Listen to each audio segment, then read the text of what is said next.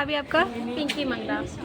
ये चैत मास के नवरात्र शुरू हैं, तो इसको लेके लोगों में कितना उत्साह देखने को मिल रहा है? उत्साह तो बहुत ही होती है। वो इसलिए उत्साह होती है क्योंकि हम चाहे चैत का हो या कार्तिक का हो, भगवान तो दोनों एक ही हैं। हम एक ही भगवान को पूजा करते हैं। तो उत्साह इसलिए होती है कि हमारे जब हम पूजा करते हैं तो हमारे मन को शांति मिलती है। 9 दिन तक हम ऐसे रहते घर में, जैसे लगता है कि माता रानी हमारे घर में ही है।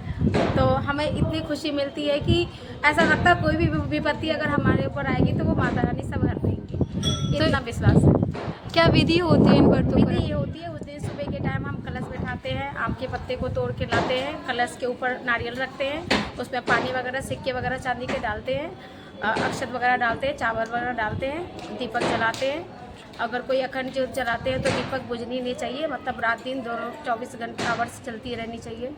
तो ये विधि होती है। तो कौन कौन रख सकता है इन व्रतों को? कोई भी रख सकते हैं, बच्चे से लेकर के शादीशुदा, बड़े बूढ़े, कोई भी। अब तो जेंट्स भी रखते हैं, हमारे हस्बैंड भी रखते हैं, बल्कि उनको भी मानना होता है कि अगर हमारी पत्नी रखी है इस माता की व्रत इतनी श्रद्धा है तो हम भी करेंगे।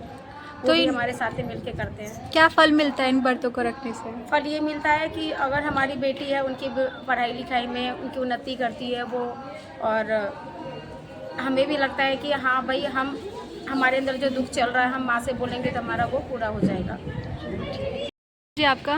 मेरा नाम गोपाल भारद्वाज है। कल से ये चैत मास के नवरात्र शुरू हो रहे हैं, तो कैसे ये मनाए जाते हैं, क्यों मनाए जाते हैं?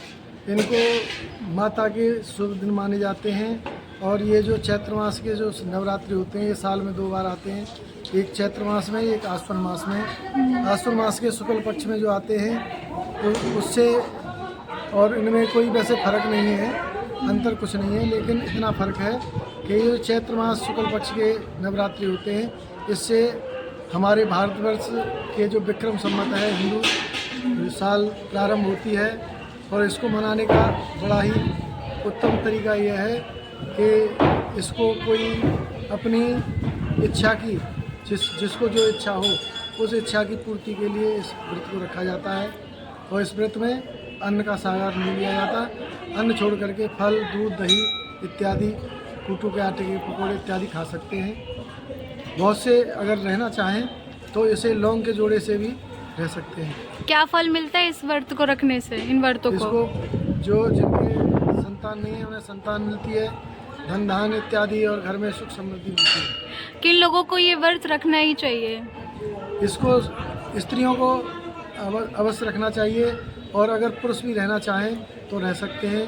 इसको रहने के लिए कोई परेशानी नहीं है, सबको लाभ ही मिलता है। इस व्रत को रखने की क्या विधि है, कैसे इस व्रत को रखा जाता है, कैसे पूजा की जाती है इन व्रतों में? इस व्रत के दिन रखने के लिए एक तो माता की घर में कलश स्थापना कर सकते हैं, और दूसरा माता के लिए वो जो जॉब होते हैं, जॉब हो सकते हैं कलश के नीचे, और जोत, माता की जोत खड़ी की जाती है, और हर दिन 24 घंटे जला सकते हैं।